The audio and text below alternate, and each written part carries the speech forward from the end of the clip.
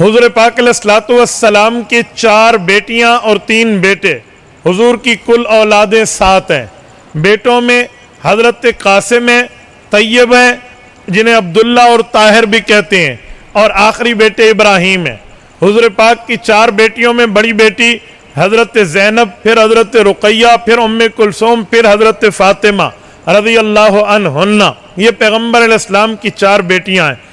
حضور پاک علیہ الصلوۃ والسلام کے 3 داماد ہیں۔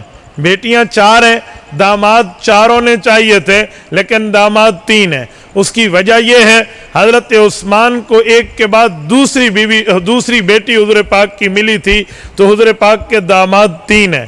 اب پیغمبر علیہ الصلوۃ والسلام کی 4 بیٹیوں میں 3 بیٹیوں کی اولادیں ہیں۔ پیغمبر کے بیٹے تو دنیا میں بچپن میں فوت ہو گئے تھے، لیکن 3 بیٹیوں کی اولادیں ہیں۔ پیغمبر اسلام صلی اللہ علیہ وسلم کے نواسے اور نواسیوں کی تعداد دیکھیں تو یہ 9 بنتے ہیں۔ پیغمبر اسلام کی بیٹیوں کی اولاد کی تعداد 9 ہے۔ پہلی بیٹی حضرت زینب ہے، ان کی ایک بیٹی اور ایک بیٹا ہے۔ بیٹے کا نام علی زینبی ہے اور بیٹی کا نام امامہ بنت ابی العاص ہے۔ یہ پیغمبر صلوات والسلام کی بیٹی کی اولاد ہے۔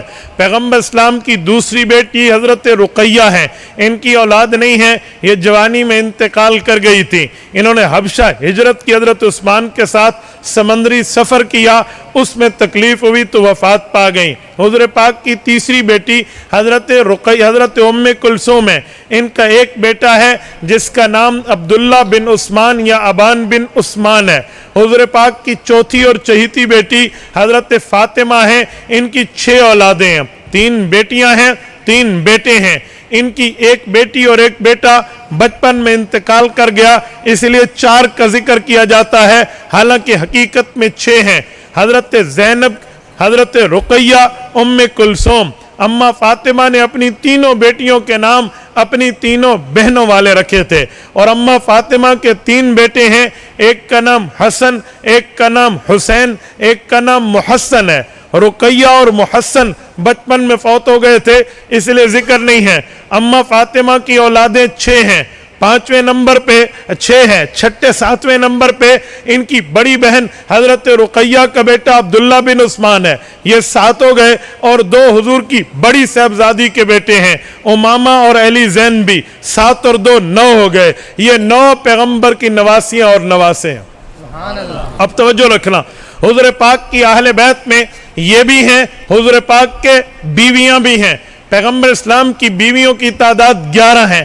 آپ اور ہم جانتے ہیں حضرت خدیجہ، حضرت سودا، حضرت عائشہ، حضرت حفصہ، حضرت ام حبیبہ، حضرت زینب بنت جہش، زینب بنت خزیمہ، حضرت صفیہ، حضرت جویریہ، سیدہ میمونہ، حضور پاک صلی اللہ علیہ وسلم کی یہ ازواج مطہرات ہیں۔ یہ پیغمبر کی سیدہ ام سلمہ، یہ 11 پیغمبر صلی اللہ علیہ وسلم کی بیویاں ہیں۔ اب پیغمبر کا پورا گھرانہ یہ اہل بیت کہلاتا ہے۔ قرآن کریم سورت نمبر 33 سورت احزاب آیت نمبر 33 22ویں پارے کا پہلا صفحہ، رب کریم نے فرمایا انما یرید اللہ لیذہب عنکم الرجس اہل البیت ویطہرکم تطہیرا۔